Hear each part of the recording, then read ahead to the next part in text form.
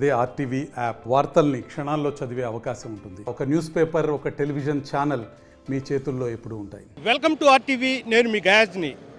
గత 2 రోజుల కిందట అదృశ్యమైన ఇద్దరు వృద్ధ మహిళలను అతి కిరాతకంగా చంపిన ప్రాంతం ఇదే. ప్రస్తుతము వాళ్ళు కూరగాయలకు కొనుగోలు కోసం ఇక్కడ రావడం జరిగింది.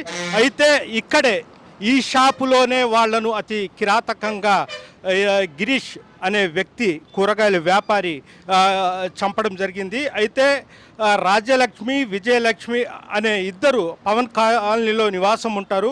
అయితే వాళ్ళు గత ప్రతి 4 రోజులు ఒకసారి వచ్చి ఇక్కడ కూరగాయలు కొనుగోలు చేసుకుని వెళ్తూ ఉంటారు.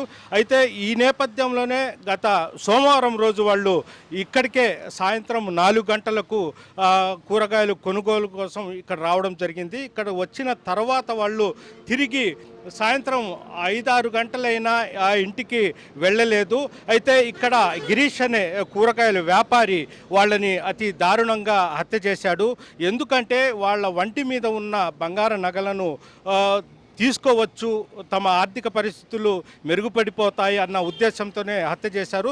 అయితే రాజ్యలక్ష్మి, విజయలక్ష్మి ఇక్కడికి వచ్చిన తర్వాత కూరగాయలు లోపలికి వెళ్ళి కూరగాయలు ఏరుకుంటున్నారు. అయితే వాళ్ళని ఏం చెప్పాడంటే వాళ్ళిద్దరిని లోపల ఫ్రెష్ కూరగాయలు ఉన్నాయి, వాటిని తీసుకోండి అని కూడా వాళ్ళిద్దరిని లోపలికి పంపించాడు. అంటే ఈ షాపు వెనకాల మనం విజువల్స్ రూపంలో మన కెమెరా పర్సన్ ప్రదీప్ మీకు చూపిస్తున్నాడు. చెప్పండి, ఆ షాపు బ్యాక్ సైడు ఇదో మనకు కనిపిస్తున్న ఇల్లు, ఈ లోపల ఫ్రెష్ అయిన కూరగాయలు ఉన్నాయని లోపలికి పంపించడం జరిగింది. అయితే వాళ్ళిద్దరూ లోపలికి వెళ్ళిన తర్వాత గిరీష్ వాళ్లకు ఒక పెద్ద బండ, ఒక కర్రతో వాళ్ళ తల మీద కొట్టి హత్య చేసి అక్కడే పడేసి వాళ్ళ వంటి మీద ఉన్న నగలను కూడా దోచుకొని వెళ్ళడం జరిగింది. అయితే ప్రస్తుతము వాళ్ళని కరెక్టు 5 గంటల ప్రాంతంలో ఈ ఇంట్లోనే హత్య చేశాడు. ఇద్దరు రాజ్యలక్ష్మిని, విజయలక్ష్మిని ఈ ఇంట్లోనే హత్య చేయడం జరిగింది.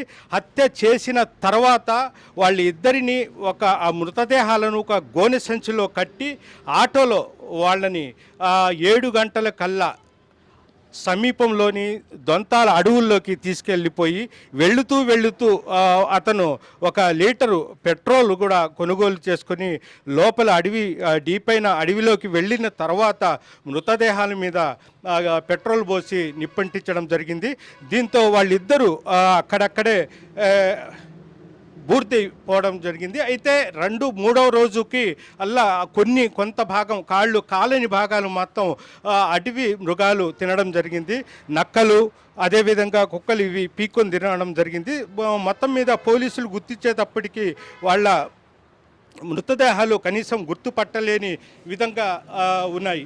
అయితే ప్రధానముగా గిరీష్, కూరగాయల వ్యాపారి గిరీష్ ఎందుకు హత్య చేశాడు అనే విషయం మీద పోలీసులు క్షుణ్ణంగా విచారణ జరపగా అతను మద్యానికి బానిసయ్యి, అదేవిధంగా క్రికెట్ బెట్టింగ్లు నిర్వహిస్తూ సుమారు ఒక అలవాట్లకు బానిసయ్యి ఉన్నాడు.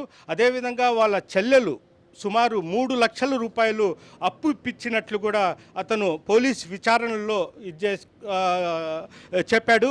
అయితే అప్పులోళ్ళు ఒత్తిడి తీసుకుని రావడంతో అప్పులు చెల్లించడం కోసము ఏదో ఒక విధంగా డబ్బులు ఏదైనా ఇచ్చేయాలన్న ఉద్దేశంతోనే ఈ కిరాతకానికి వడిగట్టినట్లు మనకు పోలీస్ విచారణలో తెలిసింది. అయితే వాళ్ళిద్దరు వంటి మీద సుమారు 25 సవర్ల నగలు ఉన్నాయి. అయితే అతను మొత్తము ఏమనుకున్నాడంటే మనం వాళ్ళిద్దరిని చంపేసి ఆ 25 సవర్లు మనము తీసుకుంటే బంగారం నగలని, అయితే నా ఆర్థిక పరిస్థితులు మొత్తం ఇదైపోతాయి, అప్పులు మొత్తం తీరిపోతాయి అనేది అతని ఒక ఆలోచన. అయితే అతను చంపిన తర్వాత వాళ్ళ వద్ద తీసుకుంటే 25 సవర్లు నగలు ఉన్నప్పటికీ వాటిలో 5% మాత్రమే గోల్డ్, మిగతా అంతా రోల్డ్ గోల్డ్.